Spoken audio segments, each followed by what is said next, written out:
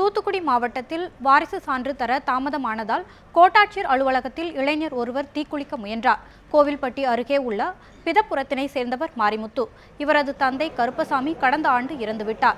இதனைத் தொடர்ந்து இளைய சகோதரியின் திருமணத்தை நடத்துவதற்காக தனது தந்தையின் பெயரில் வங்கியில் இருக்கும் நகைகளை மீட்பதற்காக வாரிசு சான்று கேட்டு எட்டயபுரம் தாலுகா அலுவலகத்தில் மாரிமுத்து விண்ணப்பித்துள்ளார். ஆனால் சான்று வழங்க காலதாமதம் ஏற்பட்டதால் மாரிமுத்துவின் தங்கையின் திருமணம் தாமதமானதாக கூறப்படுகிறது.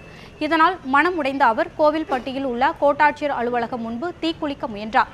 பின்னர் கோட்டாட்சியர் கண்ணபிரான் மாரிமுத்துவிடம் விசாரணை நடத்தினார். நான் வாரிசு சர்டிஃபிகேட் அப்ளை பண்ணியிருக்கேன். எட்டையாம் தாலுகாசில் அவங்க தாசிலாமல் இழுத்துக்கிட்டு இருக்காங்க. இழுத்துக்கிட்டு அவங்க பாட்டி டெத் சர்டிஃபிகேட் கொடுங்க. அவங்க பாட்டி வந்து 140 வருஷம் இருக்கும். பாட்டி தாத்தா கேட்காங்க.